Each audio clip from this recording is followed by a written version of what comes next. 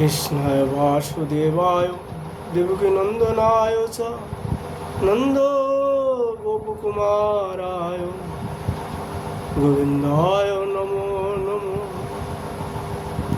आप श्री कृष्ण वासुदेव देवकी नंदन नंद गोप के लाल लाल गोविंद के हमारा बारंबार प्रणाम। नमो पंकज नाभयो नमो पंकज मालिने नमो पंकज नेत्राय नमस्ते न पंकजंग्रये।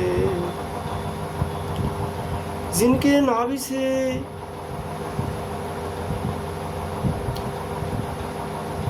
ब्रह्मा का जन्म स्थान कमल प्रकट हुआ है, जो सुंदर कमलों को माला धारण करते हैं, जिनके नेत्र कमल के समान विशाल और कोमल है, जिनके चरण कमल में कमल का चिन्ह है। श्री कृष्ण, ऐसे आपको मेरा बार बार नमस्कार है।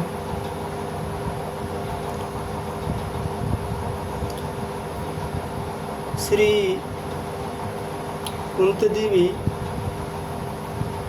भगवान श्री कृष्ण जी से प्रार्थना कर रहा है,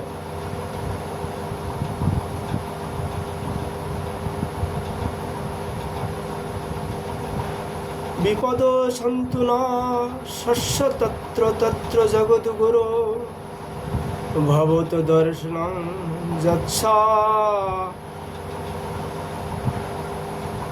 जत्सादो पुनर्भव दर्शनम। जगद्गुरु, हमारे जीवन में सर्वदा पद पद पर विपत्तियां आती रहे, क्योंकि विपत्तियों में ही निश्चित रूप से आपके दर्शन हुआ करते हैं, और आपके दर्शन हो जाने पर फिर जन्म मृत्यु के चक्कर में नहीं आना पड़ता।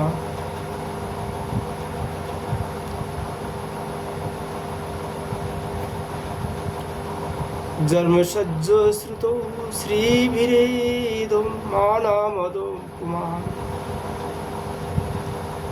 नैवारहत्ताभिधातुं वं ताम किंचन गोचरम्। उसी कुल में जन्म, औषध, विद्या और संपत्तियों का कारण जिनका घमंड बढ़ रहा है, वह मनुष्य तो आपका नाम भी नहीं ले सकता, क्योंकि आप तो उन लोगों का दर्शन देते हैं जो अकिंचन है।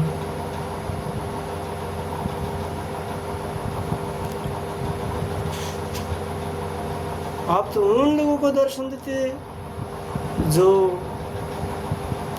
निष्कांसन, जिसका हम लोग आकर्षण भी कहता हूँ।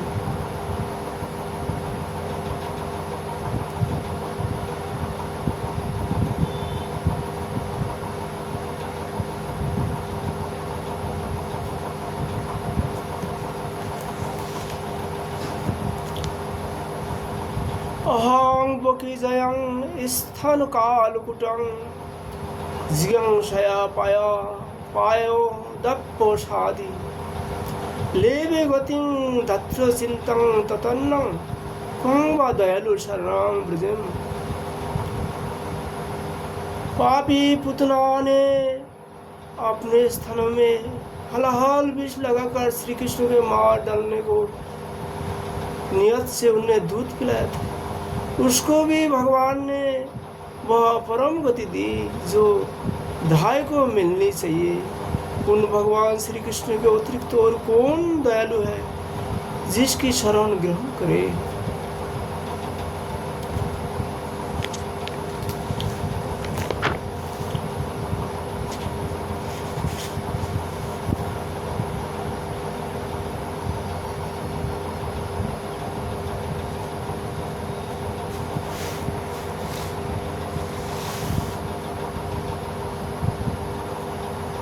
श्रीमद् भागवत में षष्ठम स्कंद में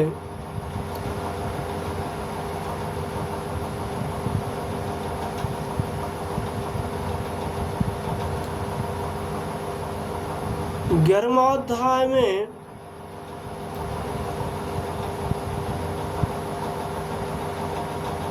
जो चित्रगुप्त राजा जिनको पत्नियां थी 1 करोड़, उनको छोड़ के सारी राजपाट त्याग करके जमुना जी के किनारे में इस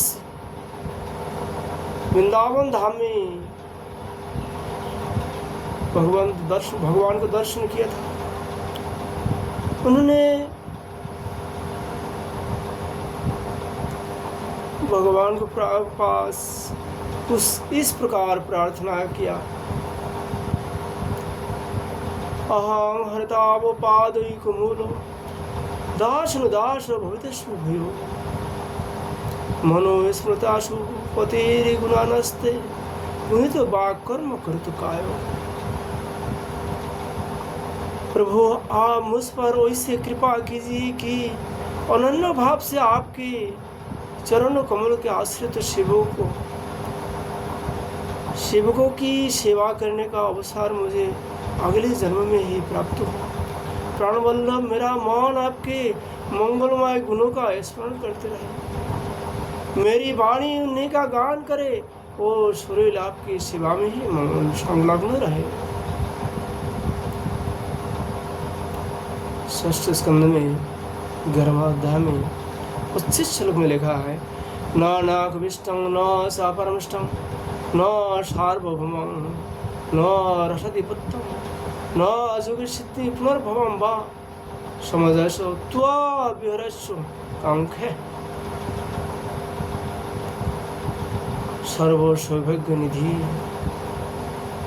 मैं आपको स्वर्ग ब्रह्मलोक भूमंडल का साम्राज्य रसातल का एक छत्र राज्य जोगी की सिद्धियाँ, यहाँ तक कि मुख भी नहीं चाहते हैं। जैसे पक्षियों के पंखहीन बच्चे अपने माँ के बाट जोते रहते हैं, वैसे भूखे बच्चे अपने माँ का दूध पीने के लिए आतुर रहते हैं। और जैसे वियोगिनी पत्नी अपने प्रभासी प्रियतम से मिलने के लिए उत्कंठित रहती है, वैसे ही कमल नयन मेरा मन आपके दर्शन के लिए छटपटा रहा है।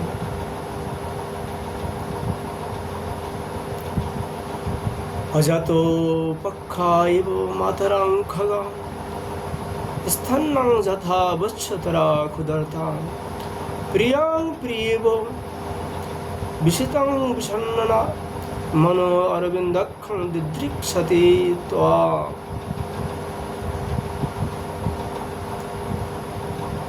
27वें श्लोक में कहा है, ममोत्तम श्लोको जन सुखं संसार चक्र भ्रमति सकर्म तन्मय आत्म जदर्घ स्वशक्ति सिद्ध नाना तो भूया।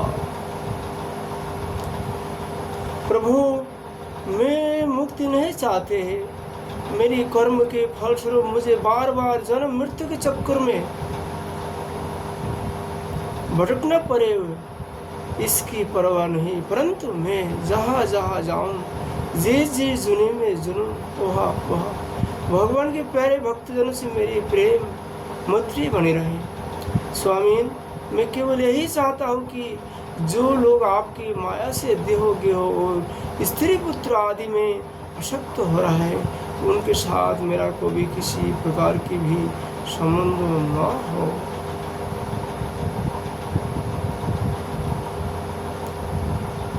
आज हम लोग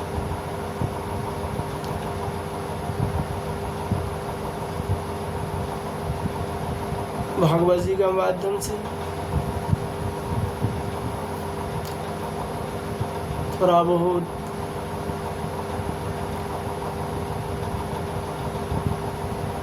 ईश्वर की निकट प्रार्थना करने का सौभाग्य मिला है। इस प्रार्थना से बार बार प्रार्थना करने पर ठाकुर जी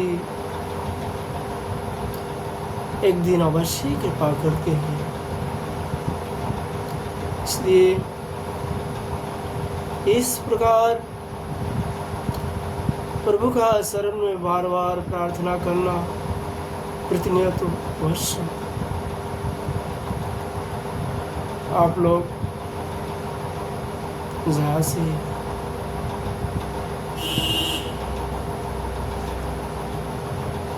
इस प्रार्थना को सुन रहा है, वहाँ बैठिए इस प्रकार भगवान का चरण में प्रार्थना कीजिए। इसमें भगवान प्रसन्न होकर आपकी मनोकामना पूरा करेंगे।